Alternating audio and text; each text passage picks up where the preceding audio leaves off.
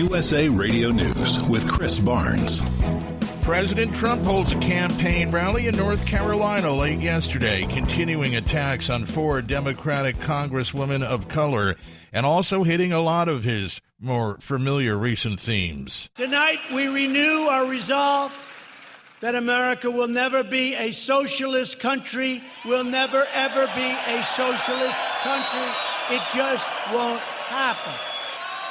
A vote for any Democrat in 2020 is a vote for the rise of radical socialism and the destruction of the American dream. Saying that all new spending must be fully debated, Republican Senator Rand Paul is keeping a bill extending funding for the 9/11 Victim Compensation Fund from passing quickly through unanimous consent. Find us online anytime at usaradio.com. The U.S. military now sending over 2,000 more troops to the southern border. The Pentagon says it will send the troops in support of President Trump's immigration crackdown. 1,000 of those troops will come from the Texas National Guard. The rest are active duty. The Democratic National Committee is sending a security alert to 2020 presidential campaigns, warning them not to use that new Face app thing. The popular smartphone app has been trending lately because of the Face app challenge. On Wednesday, the DNC security chief sent an alert saying Face app was developed by Russians and that they have, quote, significant concerns about the app possibly having access to all of your photos. A tragedy in Japan, nearly 24 people killed, many injured in an arson attack at an animation studio. The suspect poured some sort of fuel around the studio and then set it on fire. And you're listening to USA Radio News.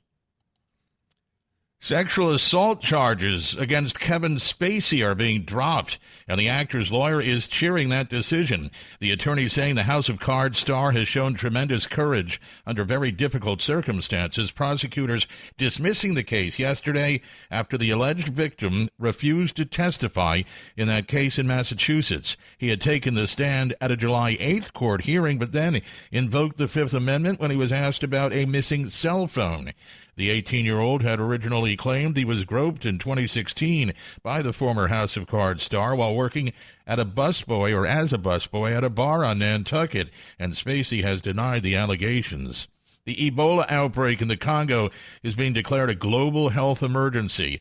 The World Health Organization announcing that the risk of Ebola spreading into the Democratic Republic of Congo remains high, and the risk outside the region remains low. The outbreak, though, began last August. It's now up to over 2,500 Ebola cases and more than 1,600 Ebola deaths.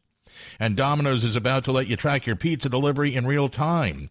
Notifications already go out when the pizza hits the oven, gets in the car, and arrives at your door, but now they're adding GPS so you can actually watch every move that your pizza makes as the driver brings it to your address. Our address online is usaradio.com. For USA Radio News, I'm Chris Barnes.